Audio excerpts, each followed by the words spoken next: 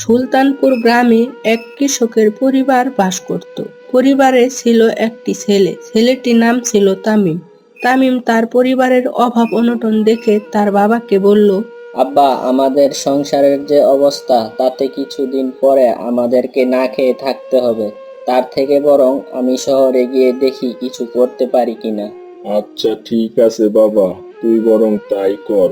আমাদের চাষের যে অবস্থা, ফলনও ভালো হইতেছে না। তুই বরং শহরে গিয়েই দেখ কিছু করতে পারোস কিনা। আচ্ছা মা, তাহলে আমি আসি। আমার জন্য দোয়া কইরো আর আব্বার খেয়াল রাখো। তোর বাবাকে নিয়ে চিন্তা করিস না, তুই ভালোভাবে দেখে শুনে যাস, ঠিক মতো খাওয়া দাওয়া করিস, আর কোনো সমস্যা হলে আমাদেরকে ফোন দিয়ে জানাবি কিন্তু। আচ্ছা মা, তাহলে আসি। তামিম তার মা বাবার কাছে বিদায় নিয়ে শহরে চলে গেল।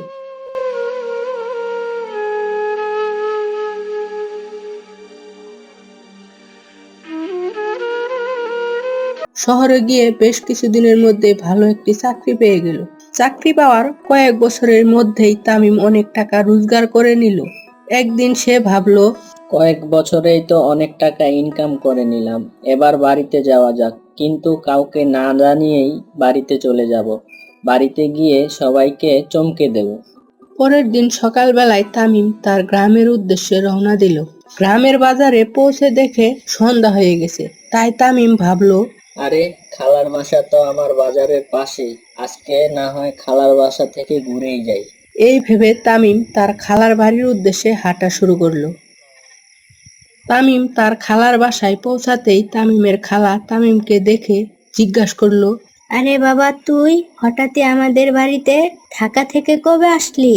এই তো এই মাত্রই আসলাম, আর কাউকে না জানিয়েই আসছি। বাজারের পাশ দিয়ে যাচ্ছিলাম, তাই ভাবলাম আপনাদের বাসা থেকে ঘুরে আসি। তামিম আর তার খালার কথার মাঝখানে তার খালু এসে বলল, আরে বাবা তামিম, তুমি কখন আসলা?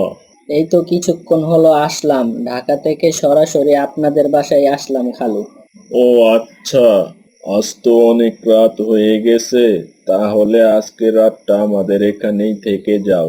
আর ঢাকা থেকে যে আসলা, কেমন টাকা পয়সা ইনকাম করে নিয়ে আসলা? আল্লাহর রহমতে অনেক টাকা ইনকাম করছি, তাই কাউকে না জানিয়েই চলে আসছি সবাইকে চমকে দেব বলে।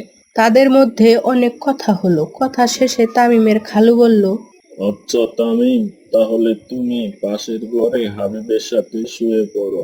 পাশের ঘরে দুটি খাট আছে, দুইজন দুই খাটে ঘুমাতে পারবে।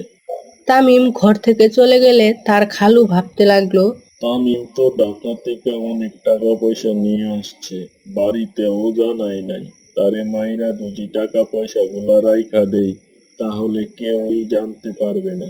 তামিম আর হাবিবের অনেক দিন পর দেখা হওয়ায় তামিমের খাটে হাবিব গিয়ে শুয়ে শুয়ে গল্প করতে লাগলো।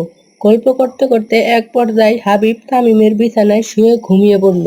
আরে, হাবিব তো এখানেই ঘুমিয়ে পড়লো। আমি তাকে ডেকে তার ঘুম নষ্ট করার কি দরকার। আমি বরং তার খাটে গিয়েই ঘুমিয়ে পড়ি।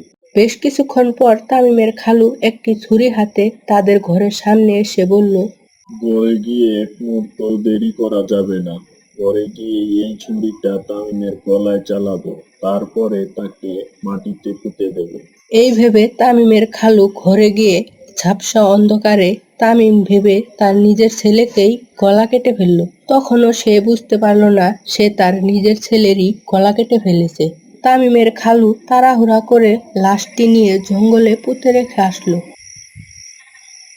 পরের দিন সকালবেলা তামিম ঘুম থেকে উঠে দেখলো হাবিব নেই। তাই সে তার খালা ও খালুকে বলল, আচ্ছা খালা, এত সকালে হাবিব কোথায় গেল? হাবিবকে তো দেখলাম না রুমে। তামিমের খালু তামিমের কথা শুনে অবাক দৃষ্টিতে তাকিয়ে থেকে তামিমের খালু অজ্ঞান হয়ে পড়ল। বেশ কিছুক্ষণ পরে তামিমের খালুর জ্ঞান ফিরলে তামিমের খালু কাঁদতে কাঁদতে বলল, আমি তো অনেক বড় পাপ কইরা ফলাইছি। আমি টেকার লোভে পইরা আমার নিজের পোলার এই গলা কাইটা হত্যা করছি। এ কথা শুনে তামিমের খালা সাথে সাথে অজ্ঞান হয়ে গেল ও তামিম অবাক দৃষ্টিতে তাকিয়ে রইল। তামিমের খালু লোভে পড়ে তার নিজের সন্তানকে হত্যা করে। তাই আমরা এই গল্প থেকে বুঝতে পারি যে লোভের ফল কখনো ভালো হয় না।